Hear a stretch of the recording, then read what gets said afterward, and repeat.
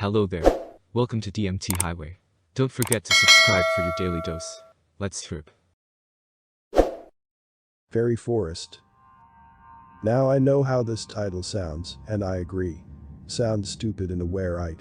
Who the hell takes those often friendly, likely harmlessly mischievous small spirits as being malevolent?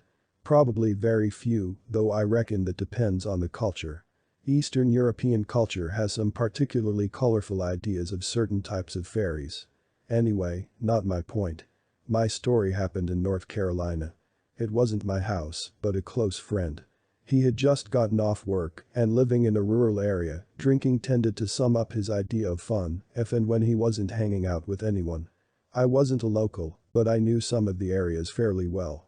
The woods around my friend's house, well, I hadn't explored it all. I had been in and around it fairly often, and I knew the majority of the nearby trails and where they led to and ended up at to a certain extent. I knew enough to feel comfortable walking alone, and I knew where to stop and turn back, since I lacked knowledge of the area, and also because at certain points, people's property starts intersecting, and while no one has ever pointed a gun at me or anything, I have seen large dogs on the edge of places like this, and they growl quite a bit. They seem to get more aggressive the closer I approach, but if I turn away, they also turn away. Weird but okay. You can train dogs to be like that and to attack only if you approach within a certain range, so that's typical. Anyway, I went a different route, and when I say different, I mean that loosely. I went a familiar route but then decided to go off the path a little. There is a stream that connects to a nearby lake, but the stream sort of circles around the entire neighborhood and in some places continues on into the town itself that my friend lived outside of. To be a small stream, it's pretty long and flows all year long. Well, at one point, while off trail, I found where a large tree had been knocked over and had formed a bridge I could cross.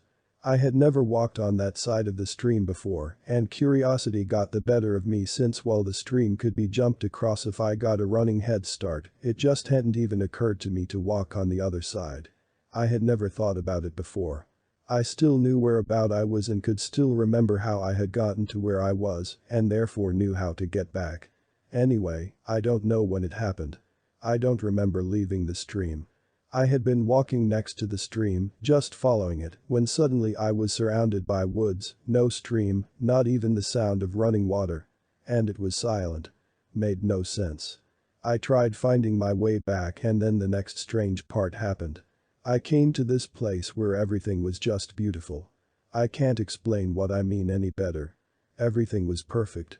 The trees seemed taller, more vibrant, alive almost. Flower bushes, beautiful plants I can't describe with exotic colors of fruits, leaves, and flowers, chirping birds, chattering squirrels, so much color. It was so beautiful, it seemed fantasy and unreal. I mean, I'm leaving stuff out since I'm not good at describing this sort of thing, but it felt so extremely peaceful. I felt like I had walked into the literal Garden of Eden. Then as I started looking around, I noticed I couldn't move. I mean, it was like my feet were glued to where they were. I could move my arms, legs, and head and so on, but I couldn't take a step further into wherever this beautiful place was. I also noticed I kept seeing these little things moving around me.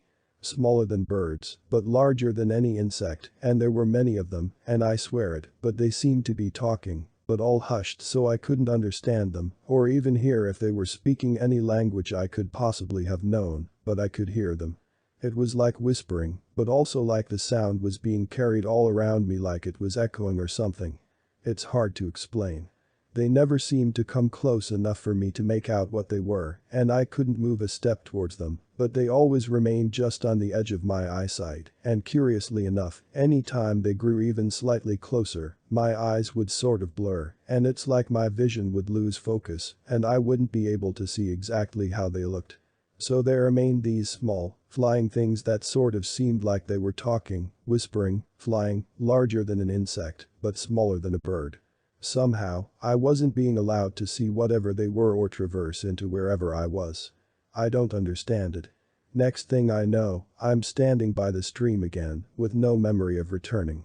The sun is setting also, which means I've been out in the woods for most of the entire day, when to me it felt like it had only been an hour, maybe two. Instead, 8 to 9 hours have passed since I got at my buddy's place before 10 a.m. I don't know. I have no explanation for none of that, but it sure seemed like fairies to me.